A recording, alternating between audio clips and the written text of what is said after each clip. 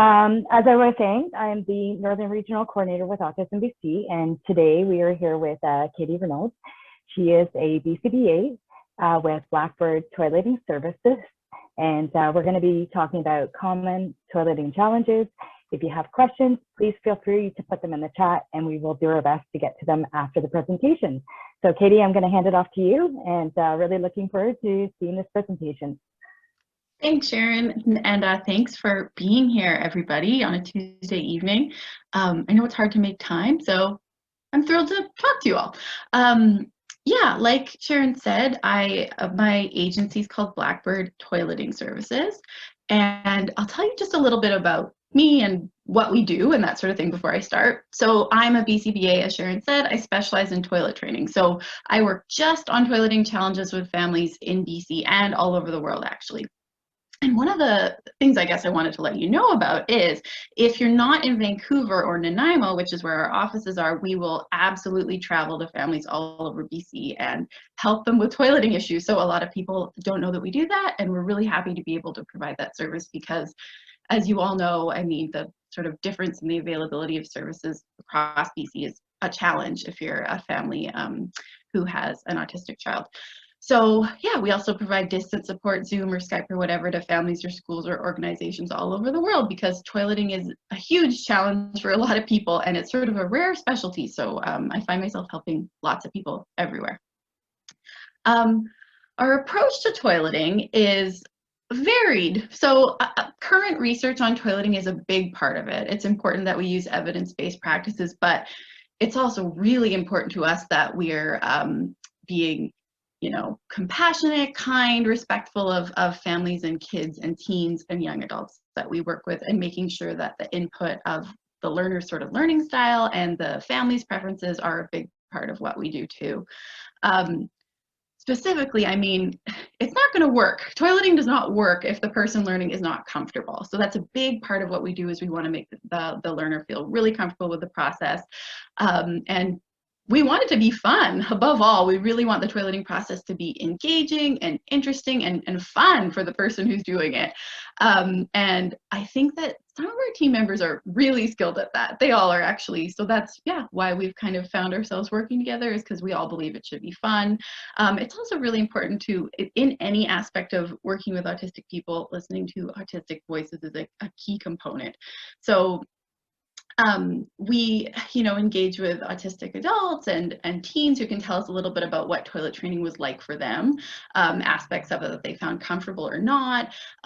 There's sort of a question mark around, how sensory issues for autistic people can intervene in toileting. I have heard from a couple autistic adults that the sensation, the sort of need to pee, can be a challenging thing to feel. So we're always learning and incorporating autistic voices into our practice. It's a really important piece of it for us too. So yeah, backtracking, when I talk about what our work looks like, I mean, it looks different for everybody that we work with. We really create individualized plans that will solve these challenging toileting issues. And I'll talk about what some of those are today and sort of case studies and how we arrived at solutions by collaborating with the kids and families that we work with. So I have to say this every time I give a presentation about toilet training because there are some bad myths out there about toilet training. So if I can, debunk one or two for you today, that would be great. I hope if you walk away from this presentation with something, it's this that I'm about to say. So how do you know if someone's ready to be toilet trained? That might be a question that some of you just have anyway. I saw in the chat that some of you have younger kids, right? Like kind of 3 and even younger. And you might be asking yourself how you know that they're ready. So if you Google it, or even ask, anybody, right? Like a parenting book or a parenting forum or friends who have kids or anything like that, they might say, okay, well, these are the things you need to look for. They have to be uncomfortable in dirty diapers. They need to want to use the toilet. Kids should be approaching the toilet. They should say, I want to be a big kid. I want underwear. They should show you in some way that they want this. They should stay dry at least 2 hours at a time. I sometimes hear that, and have a really regular bowel movement schedule. So those are things you might hear that would make you think, if my kid's not doing these things, they're probably not ready. Guess what? There's no research to support that at all. So these so-called prerequisites are not prerequisites to toilet training. There's plenty of research, and my own clinical experience and the clinical experience of lots of other people indicates that these aren't at all prerequisites to successful toilet training. So I would say almost none of the families that we work with have kids or teens or anybody, young adults, that show all those prerequisites. So when sometimes people say, where did they come from? And I think it can be traced to one pediatrician who was the 70s or so who said, okay, these are logical things, and they do make sense. Some of them are, you know, I can see how there's some sense behind the idea that the kid sort of arrives at the idea of toilet training on their own. But if you're waiting for those things to happen, you might wait a long time. And for some people with autism, that's the case. Like they're not arriving at things like discomfort with dirty diapers on their own, asking to use the toilet on their own, asking to wear underwear, and you could wait a long time. We work with lots of people in our practice who are, you know, 18, 19, 20, who didn't get there. And I just think it's always important to mention these aren't real prerequisites. They're very pervasive. They're out there. Even, you know what, I'm no conspiracy theorist, but even the Canadian Pediatric Society lists these things as prerequisites. So if you ask your doctor, they might say, well, are they uncomfortable in dirty diaper? Like but there's no research behind them. I don't know how this huge myth started. So again, don't wait for these things. I'll talk to you though about, as we go, what real signs of readiness might be, and it varies from person to person, but just have to get that in there anytime I talk about this. So a little bit of background about what the research sort of does say about toilet training, especially for autistic populations, is the sort of big breakthrough toilet training study was in 1971. So Azrin and Fox were a couple of behavior analysts who developed this rapid toilet training method. It was huge. It was a really big piece of research that they published, and kind of all the toileting research since then at least cites it or references it or builds on it in some way. It was big. So what it is, I'm going to give you the quickest version. I'll point you to a resource if you want to really learn more about it in a minute. But you establish a schedule of when the person's likely to pee or poop by taking some baseline data. You give them lots and lots of liquid to drink, things that they really enjoy drinking. You don't force it, you just encourage it. You can use salty snacks to get them to drink more, and give them, again, their favorite liquids. You use a schedule of when that person would be on the toilet. You use a positive reinforcement system for correct toileting, so for peeing or pooping in the toilet, also for staying dry. And you prevent behaviors incompatible with toileting. That just means you hang out in the bathroom a lot, basically. Like, they're not going to be able to make it to the bathroom as easily if they're in the backyard at first, but that part does come later. You also teach independent toileting skills. You use a method appropriate to that learner to help them pull up their pants, wipe, wash hands, all that sort of thing. And you encourage self-initiation with a prompt fading procedure. They also, at the time, because it was the 70s and there was some untoward stuff happening, they did use a punishment procedure for incorrect toileting, which was having the person really clean, like sort of clean more than they needed to up an accident. That's not done anymore. For a long time, it's not been part of any sort of modern toileting procedure. It's found to be totally unnecessary and also just kind of demoralizing and not needed, right? That was the quickest explanation of rapid toilet training I've ever given. Again, there's a resource coming, but it works well. So that was sort of the point I wanted to arrive at, was the outcomes of that initial study. It was 9 adult males with profound intellectual disabilities. They achieved independent toileting, so totally initiating toilet use, no more diapers ever, with 4 days of training. So that's pretty wild. And I remember when I first heard that as a student, I thought, that's amazing. I need to learn about this. What is it? And so, yeah, rapid toilet training, again, like I mentioned, since the 70s, but it's been tested with lots of different populations. And without that punishment thing I mentioned, that was dropped pretty quickly. But it's been used with young, typically developing kids, people with Down syndrome, people with autism, people with other sorts of developmental disabilities, even some with so sort of physically limiting disabilities. This has been a procedure that's successful. But it's not, I wouldn't have much to say if that just worked perfectly, right? So there's some research that it works very well, but it's not easy and it's not for everybody. So what we do in practice often is we take elements of rapid toilet training, because there's some pretty scientifically sound procedures, but we tweak them to make them really work for that kid, for that family, and for the situation, so that, again, it will be fun. That's our number one. That doesn't appear in any of that initial rapid toilet training research. Is it fun? Is the person comfortable? And for us, that's a huge part of it, and what I think makes our work successful. So some of the things that are sort of a little tough about rapid toilet training are the demands on training staff are high. Like the person implementing it, they're really, they're like in it. They're watching the trainee, the learner, the entire time. The trainee or learner is like, they can't do anything else for a week or so. It's high demand on everybody. It doesn't fit for some situations. Like some families that I meet with will immediately say, I just don't think my kid can do something that intense. And I'll go, yeah, probably you're right. Let's tweak it. Let's make something else work. Also, if we're working with somebody who really doesn't drink a lot and has a really hard time ingesting liquid, or maybe for a medical reason can't drink too much liquid, like if it would, over dilute a seizure medication or something, then we wouldn't use this procedure. So, and also troubleshooting issues can be challenging for new implementers. You really need to know the whole body of toileting research, because if your rapid toilet training goes off the rails, what do you do? So some of the case studies that I'm going to present in a minute, they draw on rapid toilet training, but they use other procedures from the research. So just to give you an idea of how we would combine things to make it work.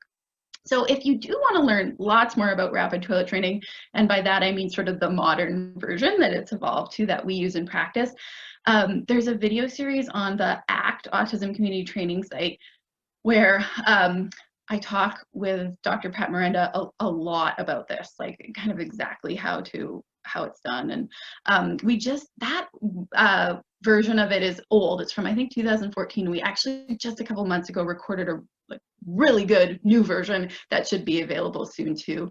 I will definitely post it on our website if you follow us in our social media, which is linked to our website. If you're looking to, learn more about it then. But I've had quite a few people contact me and say, just from watching those videos, I learned enough to toilet train my kid, and that was really great. So there's an option there for you to learn more. I'm also working on a workshop, like an online workshop that's more of a class you can kind of click through at your own pace. That should be available, I want to say later this month. I'm saying it out loud, so I will finish it. It's very close to being done. But that would, again, give you a really good breakdown of sort of the whole process of what our version of rapid toilet training would look like.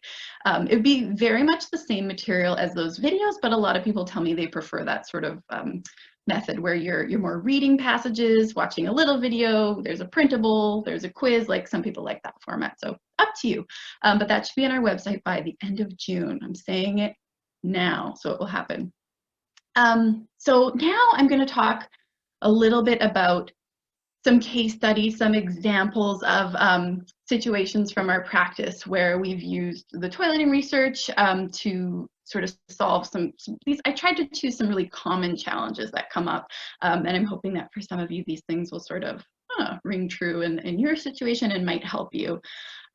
So these are real scenarios from our practice. The names and identifying details are changed, so you won't know who they are.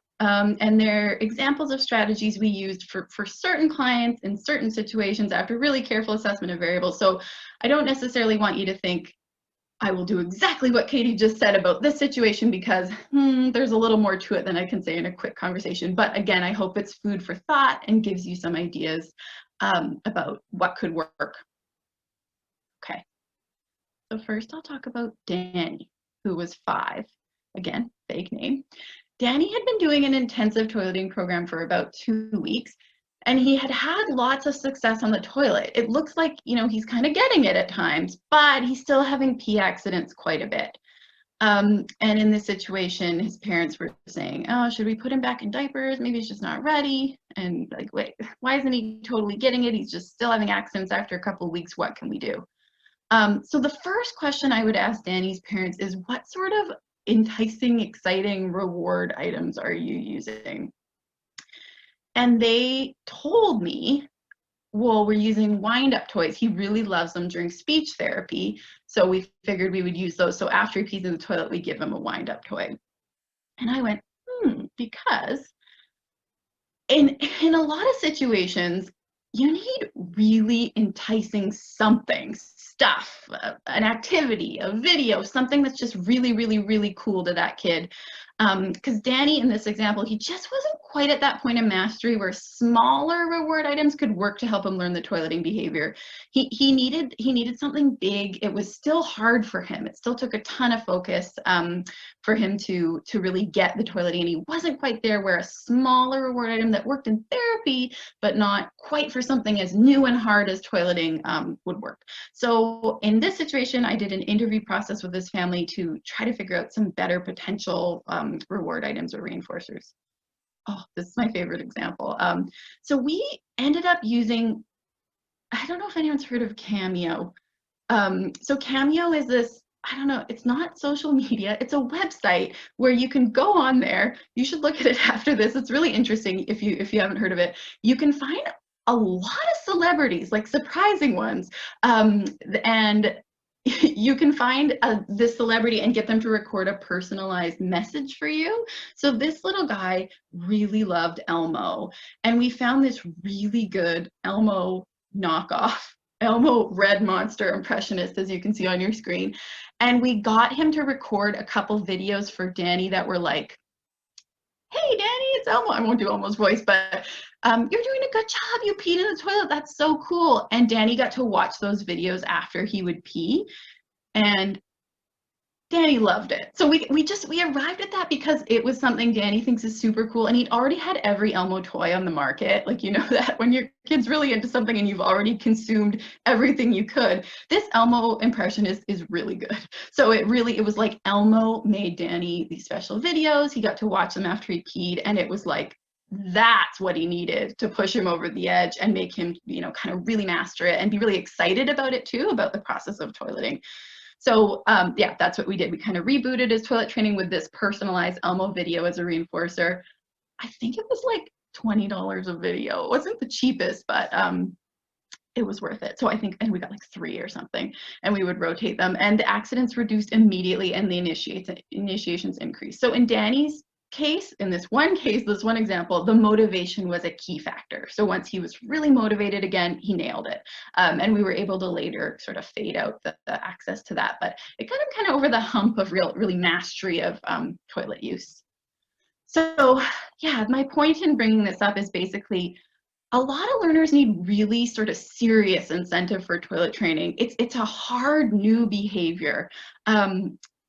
You know, peeing or pooping in a diaper, in most cases, they like it, right? They're happy with it. And to convince someone that we're working with to change it, we're kind of competing with it. Like we want them to abandon something that's really comfortable for them using their diaper, to do something that's kind of new and not so cool using the toilet. We got to make that really cool. We got to make them want to do it. And like I mentioned, you don't need to dole these things out forever. As a hard new behavior gets less hard and less new, the need for potent reinforcers diminishes. That's kind of, yeah, general law. I find that in my own life too. Like, you know, if you start a gym regime and you're like, I'm going to get a really nice fancy coffee after each time I go, it gets easier to go to the gym and you don't need the fancy coffee anymore, but you might want it. So when you're thinking of things to use for toileting, enticing, exciting reward items, some things you might ask yourself are like, what does your kid adore? Like what's something you limit their access to, because if you didn't, they would just kind of go nuts on it and have it all the time. So like in my house, my toddler really loves those fruit stations, fruit snacks, and we have to not have them a lot, because otherwise it would be a constant battle. I think a lot of you are like, yeah, I know what that's like. If there's something that, if your kid saw someone holding it, they try to run and get it. Like, you know, if there's something like somebody's walking by with helium balloons, they're gonna want, like, if there's something like that. If there's a food they try to sneak in the cart while you're grocery shopping. If there's a particular kind of YouTube video or show or type of YouTube video they really like, that might be it. When you go into a store that has toys, is there a section they want to go to, something they really love?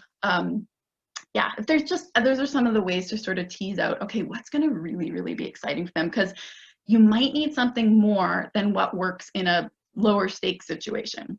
So if they're doing therapy or school, and you know, something like a wind up toy is enough, it just might not be enough in this situation because we're asking a lot. here's a quick list of some of the wacky things we've used. So things like making up a secret handshake and doing it with a child after each pee or poop in the toilet. That's cool. Some kids love FaceTiming people. I've had a couple situations now where we had their grandparents be like on call. We go, okay, when he pees, we're going to FaceTime you. You got to answer. It's got to be quick. And we had this grandma like dancing and woohoo. The kid was really happy about that. Some kids like cold hard cash. They can get money. Things like installing a disco ball in the bathroom and turning that on after each success.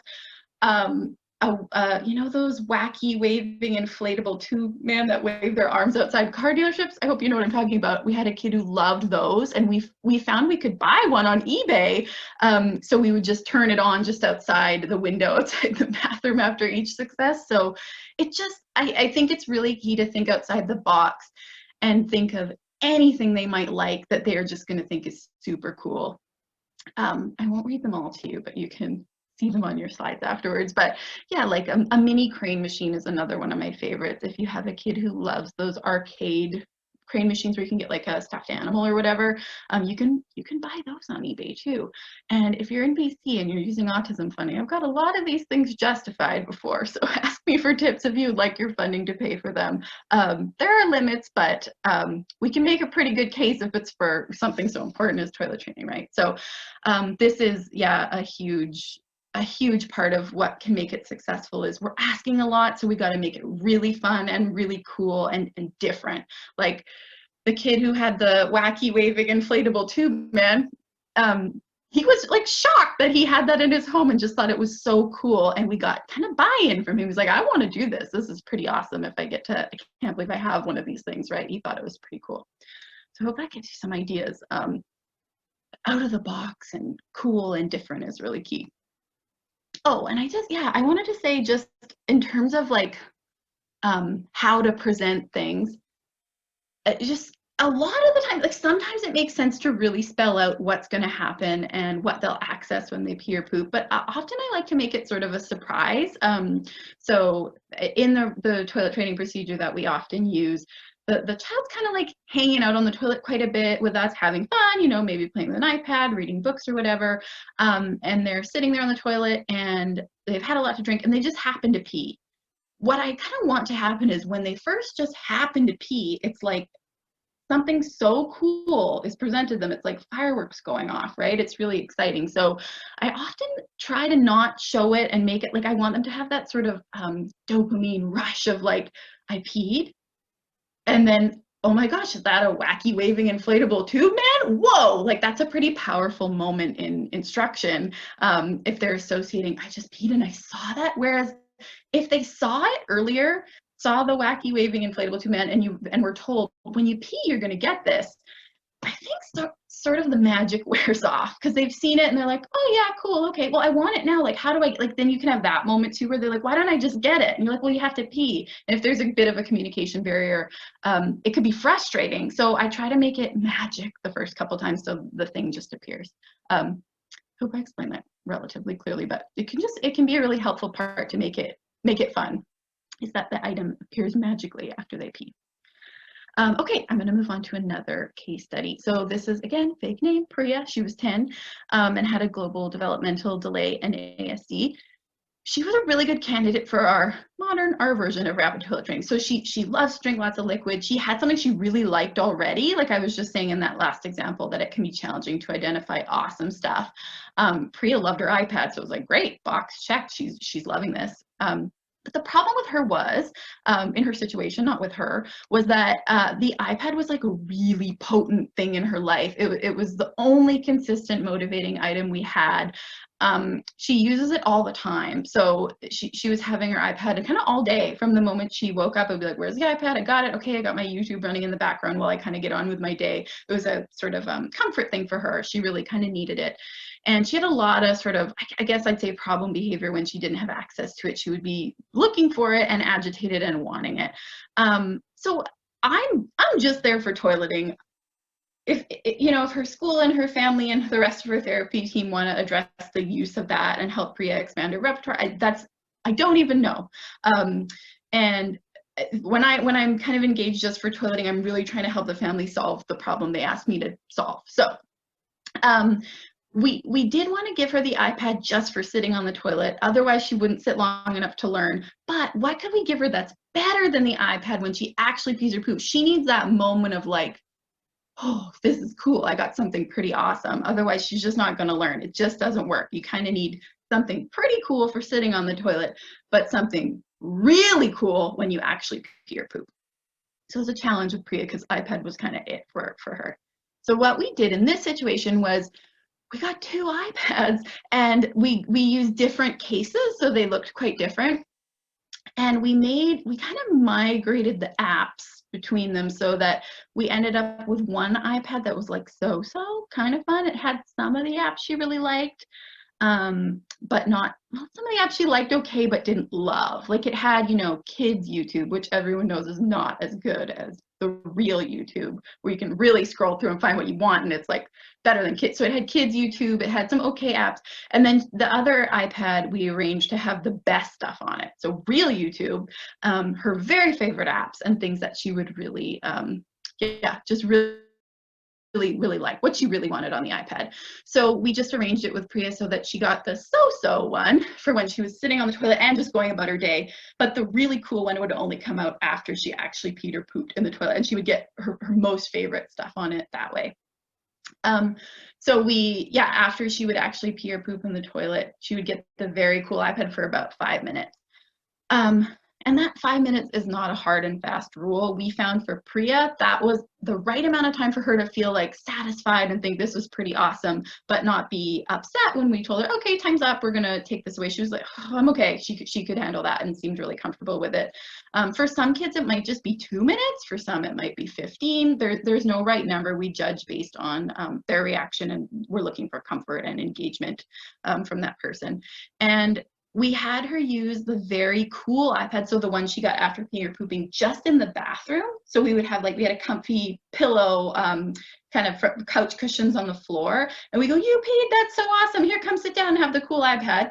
And that further helped her associate the really cool iPad with the bathroom. So soon she started initiating toilet use because she would want to go in there in the bathroom where the cool iPad lived to go pee and get it. So over time, as she mastered this and started peeing in the toilet all the time and having 0 accidents, the way we sort of faded that really potent reward, the very cool iPad, out, was we just kind of slowly moved the apps back from the very cool one to the so-so one. And eventually she would go pee or poop and not even look for the very cool iPad anymore because it wasn't that cool anymore. She just had her usual iPad through the day. But her peeing and pooping behavior maintained. So that was our sort of solution to get around the fact that iPad was like #1 for Priya. But still allowed us to teach her that when you pee and poop in the toilet, good stuff happens, so you should do it more. And she did buy in and learn that way. Okay, how are we doing for time? Oh, pretty good. I think I can probably get through all these and still have time for questions. So this one is with Ricky, who was 6. He had pretty low support needs in general, really high communication skills, super verbal. He had an ongoing issue with just peeing his pants. It was like he'd been toilet trained and then started peeing his pants. And like he would, if his parents would ask, he would say, no, I don't have to go. And then he'd pee his pants a few minutes later. It was that kind of situation. So they'd seen a urologist, they'd investigated, couldn't find a physical reason for this issue. He'll generally, like, he would squirm a little before he peed his pants. There was sort of a tell it was coming. And he did initiate peeing in the toilet at school, very rarely, like pretty much 0 accidents there, but about 50% of the time at home he was having accidents. So I'll talk a bit about what we did for Ricky. So in his situation, because again, I mentioned he had really high sort of communication skills, we were able to kind of teach him a rule that we kind of made up with him. So, okay, if you're dry when the timer goes off, you're going to have a prize. So rather than sort of rewarding or incentivizing the act of peeing in the toilet, which Ricky was already good at, we were trying to really teach him to stay dry. So it's not necessarily for him about peeing in the toilet, it's about not peeing in his pants. So what we did with him was what we called dry checks. So initially, and this was with his parents doing the implementation, we just gave them a plan to follow and supported them. So every 15 to 30 minutes over the course of a few days, he would, and sorry, we started with every 15 to 30 minutes, a timer would go off and he would do a quick check with his parents in the bathroom. Oh, your underwear's dry. That's so cool. You're going to get a prize. And then we extended it and extended it and extended it so that soon he was only getting a dry check every 3 hours, and then once a day, and then once every few days, and he was able to continue to stay dry. We used this little, you can see up in the corner, there's a picture of something called a Chummy bedwetting alarm. They're designed and sort of tested for something that learners can wear at night to help them with bedwetting. But in some cases, when we have kids who struggle with staying dry, that it can be a really helpful little aid during the day too. The little black part you can see is a sensor, a wetness sensor. In real life, it's about the size of 2 toonies. I should have brought one to show you just for interest's sake, but I didn't have one on me. And you tape that little sensor into their underwear, and you can set it to vibrate or beep or whatever when they start to pee. So when we work with kids who are comfortable wearing something like this, like I would never kind of force it on them. It's not really an essential piece of the intervention, but it can be a nice little help. For Ricky, it certainly was, because there were times where he would just get busy playing and kind of forget, and it would start to pee and it would beep, beep, beep, and he's like, oh, right, I got it. So for him, he was able to be more independent with this process because of this device. It wasn't his parent going, are you peeing? Oh my gosh, get to the bathroom. He would go, oh, I'm peeing, and go on his own. So it really helped with his independence. So this isn't for everybody. I would say we use it quite seldom, actually. Like, a lot of learners aren't comfortable with them. We wouldn't push it. It's only when it seems to fit the situation, but I just wanted to show you this device exists because it can be helpful for some folks for sure. And so Ricky was wearing this during the day when he was hanging out at home, not at school. He wasn't having accidents at school, so we didn't need to work on it there. And another thing that we coached his parents on was using really neutral reactions. So we found that they kind of volunteered as we were working on it. It's like, maybe we scold a little bit. And in Ricky's situation, scolding was something like, I don't know, he kind of liked a little of that back and forth, you know, negative interaction with the parents. It can happen, right? And they found that just being like, oh, you had an accident, okay, let's go get changed, in a really neutral way was something that was very, very helpful for Ricky's family too.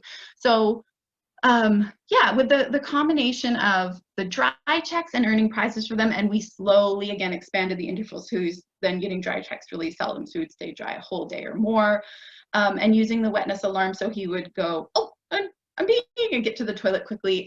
That really helped Ricky to get this. So over the course of 2 weeks, he completely stopped having these accidents at home, and also the prizes were faded out completely after a month by just expanding more and more days between these dry checks. So in Ricky's situation, that worked really well for him. Okay, I think I have one more here. I see there's some questions which we will, I think, have time for, which is great.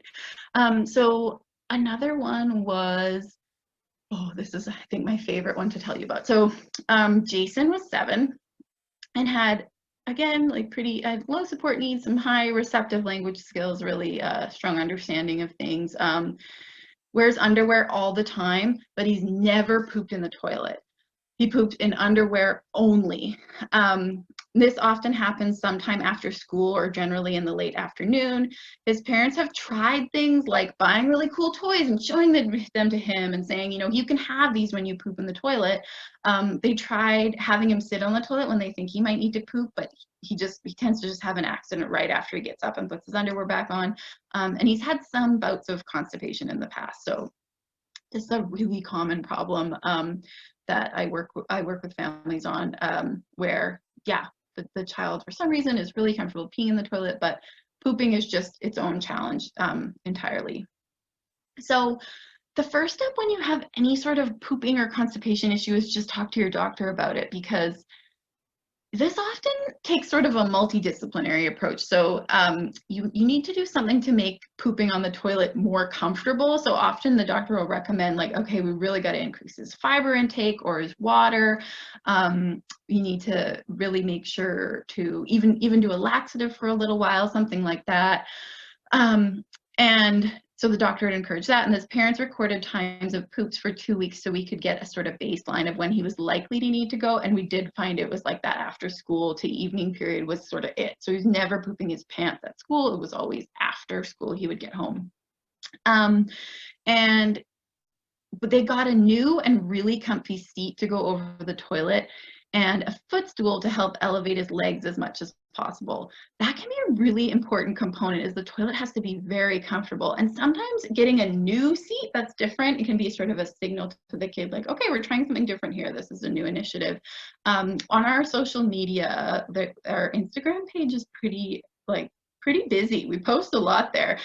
Recently, we've posted like some good seats. If you kind of scroll through the history, there's some seats that we recommend, and because really soft and really stable on the toilet are key. You don't want hard plastic or something that's really going to pinch or shift or anything like that.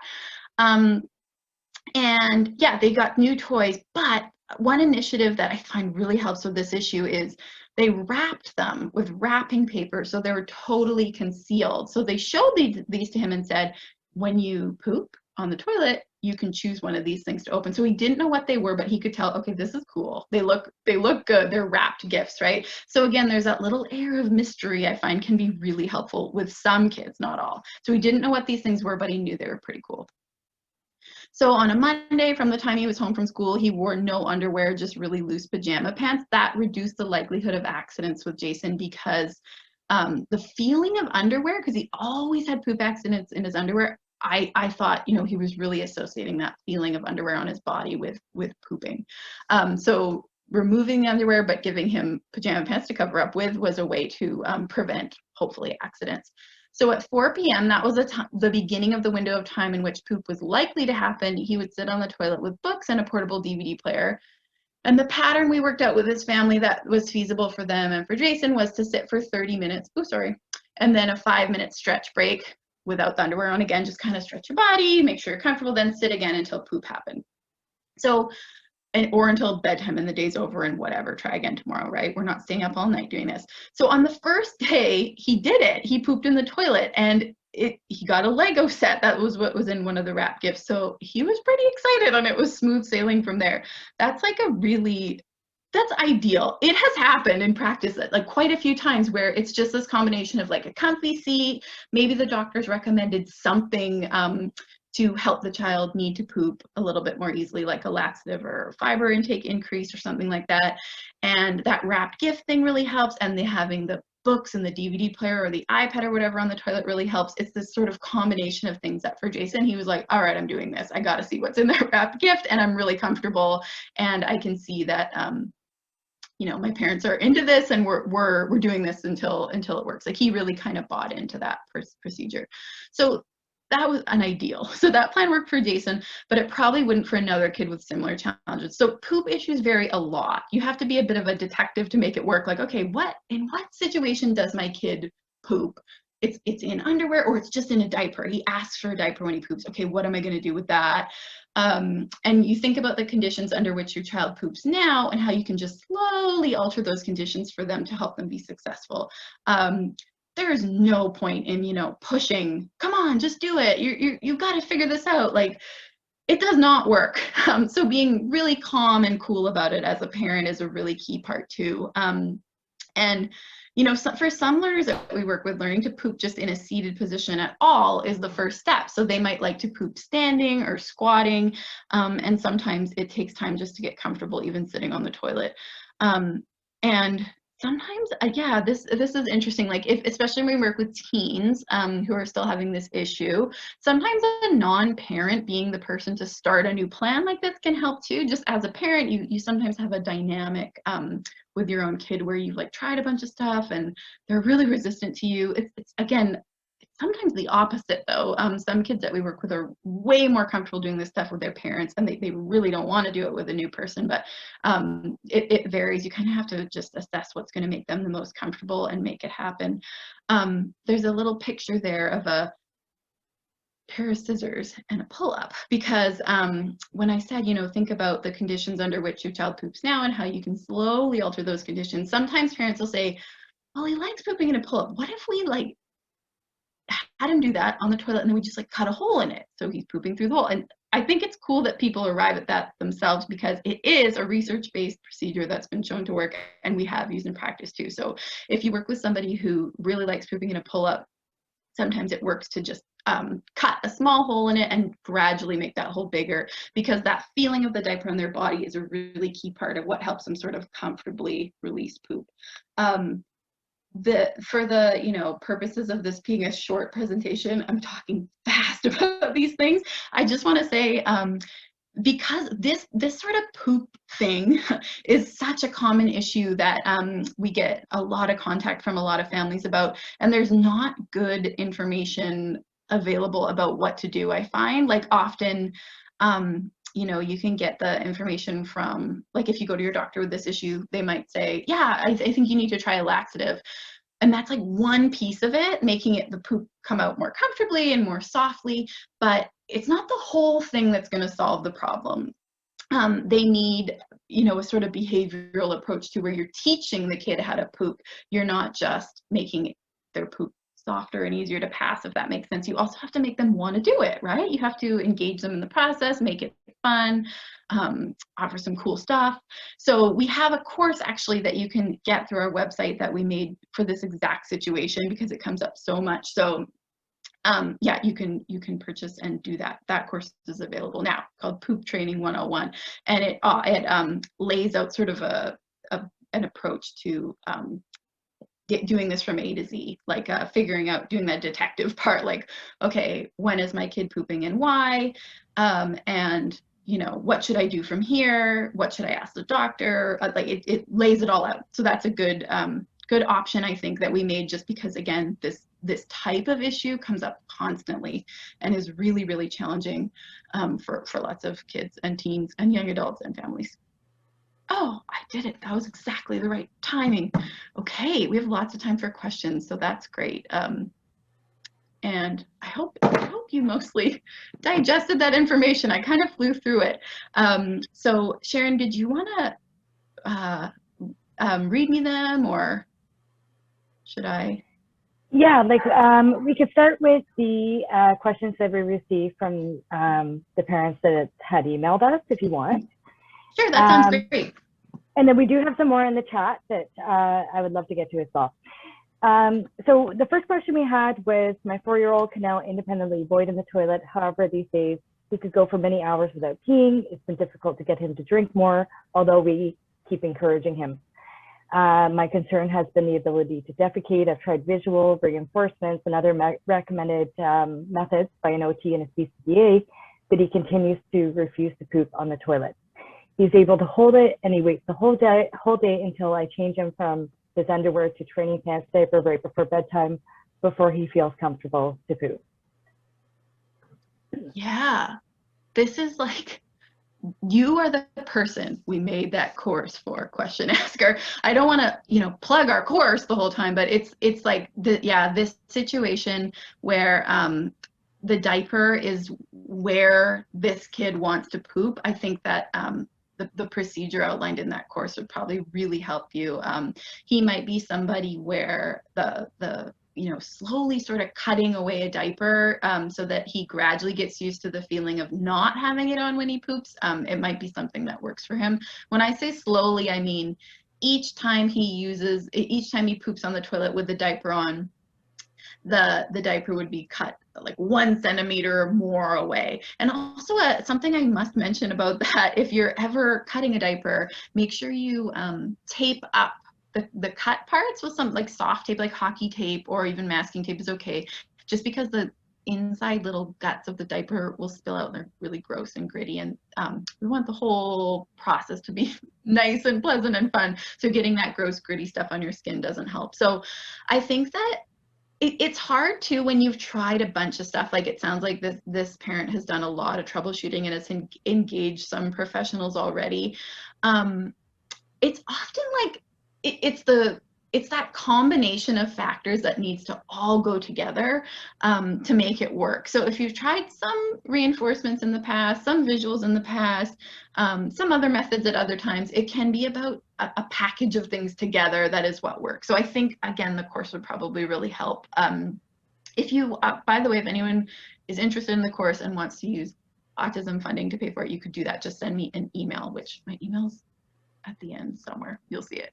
Because that would be, it's something that you could definitely use some funding for. And some people find that they like to use the course to give them, okay, I think I've got this. I've got a jumping off point here, but I kind of want some more advice. And they'll sometimes have like a Zoom meeting with me, say, I've taken the course, now I'm going to tell you about my kid and help me tweak it for them. That's something we can totally do to support as well. But yeah, these poop issues are really challenging, and it's a hard, again, some detective work is involved. So I feel for you, and I hope that some of those ideas will help, some of the things we talked about. Okay, so I received another question from a parent that has a 2.5-year-old that is having a really difficult time with diaper changes, and lots of crying and screaming during the diaper change, noticing it at home and at the daycare setting. And they're wondering if the behavior is a sign that the child may be ready for toilet training.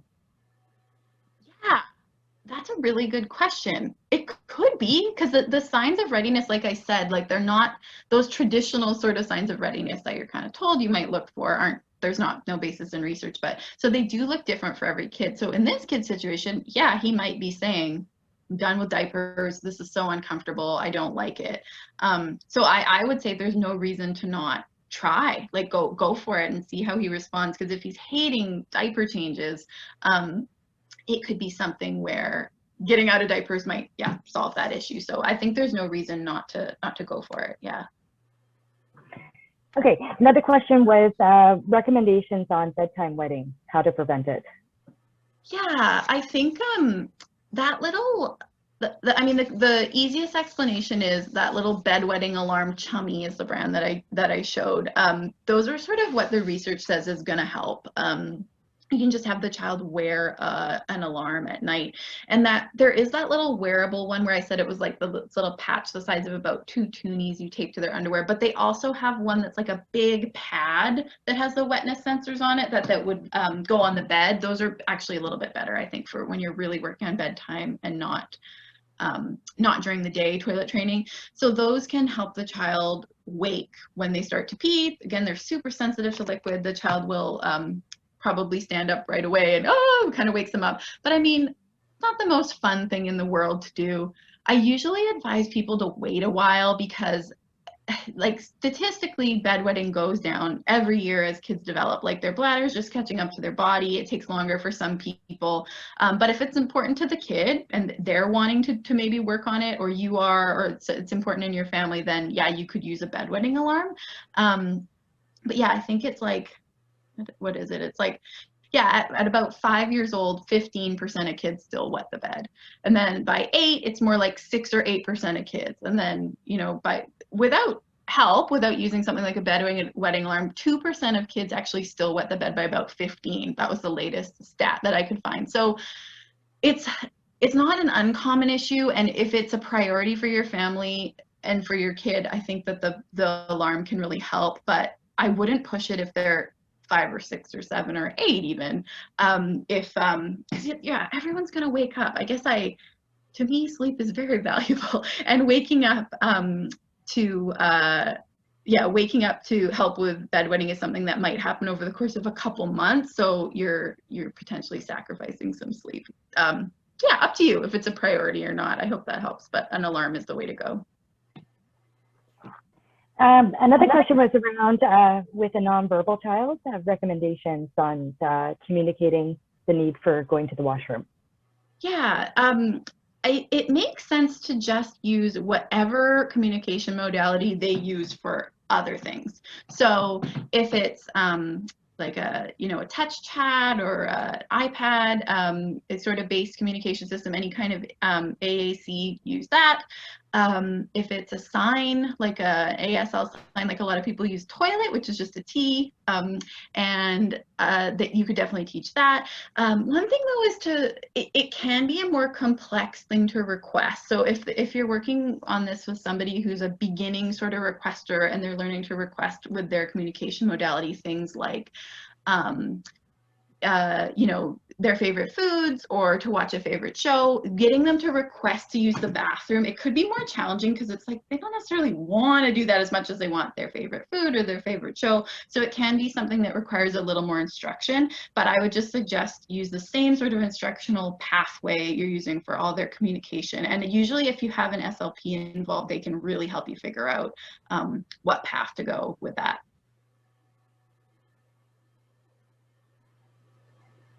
Sorry about that. I was just looking at the next question. No problem. Okay, so another question was around a teenager that has regressed and is now wetting themselves. Yeah, I think I remember seeing that one. It's a tough one because there could be lots of factors involved. I would just check with the doctor quickly first, see if there's any chance that there's like a UTI sometimes derails things. It's always good to get a medical sort of clearance or check first. But from there, it can be a motivation thing. So sometimes temporarily reinstating a reward system that worked well in the past could help. It's a tricky one. That might be an email me and we'll talk about it one, because if it's regression after lots of time, after they were successful a long time ago, it could be so many things. So yeah, that would be it's a bigger question than we have time for, I think. Okay, so there's a couple questions within the chat. Mm-hmm. And Laura has a question around her 5-year-old son, mm-hmm. and that he's running to the bathroom and then he pees everywhere. So he's actually getting there, but he's having an accident as soon as he's in the bathroom. Ah, oh yes, I see it. Wild spray due to the hustle, yeah. It depends on how long it's been. So it says it's technically in the toilet, but it's a wild spray. Yeah, okay. If he's still kind of just figuring this out, I would give him a little time. But it is kind of normal for this age, unfortunately. I would just give him a little bit of time and talk to him about it, or try to help him get there faster at other times. It's a tricky one though. A lot of kids, if boys in general are having trouble getting all the pee in the toilet, in this situation it seems like he just needs to get there a little bit faster, which usually happens with mastery as he gets better and better. But if it's aiming, sometimes putting something to be a target in the toilet can really help. So if it's a boy who's standing up and peeing, then having like, some people float like Cheerios in there, it's kind of odd. Or you can get little stickers that you just stick in the toilet that's a target, and you try to get them to pee on it, and some boys think that's really cool, and it really does help. Also, if he is standing while he's peeing, I might advise trying to have him sit. That can help too, because it might help. It's hard to know without being able to picture it, but yeah, it's a tricky one. Okay, the next question is around it's from Marlee. She says she has a 9-year-old daughter, has a hard time wiping, mm-hmm. and that the wiping can trigger a meltdown. Mm-hmm. Yeah. Oh yeah, I can see it. She's terrified to get her poop on herself. Yeah, she's tried special gloves, disposable wipes. She just doesn't want to wipe. Oh, that's so tricky. I think you did totally the right thing by starting with some gloves and wipes. That can definitely make the process more aversive. But it sounds like for your daughter, yeah, the part that's challenging about toilet training for her is different than with lots of kids that I work with. So it's like she's got the peeing and pooping in the toilet part down. It's this post part, so it's the wiping. So that might be where you need to apply the incentive, make it fun sort of thing. It might help to for a little while temporarily add a really cool prize that she gets for wiping, and it could be a matter of doing something like those concealed like wrapped gifts, and she gets to wrap a gift after she wipes. Sounds extreme, but usually you only need to do that like really a couple times to get some momentum, and you can stop using such huge things. So if it's something she's just hating, then making it irresistible to do might really help, because yeah, and if it's a skill issue around the active wiping that's challenging, it might be good to engage an OT who has experience with that to help you. Sometimes it's something that an OT should have a look at. There's a couple of different questions around regression and withholding. Mm-hmm. Okay, yeah. And Okay, the last one that came up is a withholding one, isn't it? and there is a regression one above there, and it's sort of similar where the regression one was more refusing to pee and poop in the toilet, and it sounds like the other one is a withholding issue as well. Right. Yeah, I think that any withholding poop issue, I do think that course, again, sorry to just plug this course, but we made it because it's a common problem. I really do think it would help if you're having withholding, because it just helps you approach it from different angles and think about all the variables, and lays out a plan for you. So yeah, yeah, this person saying, Laura is just saying that she has to get a new candy every week to keep in focus for 6 months. That's really hard. I still think the course might help you.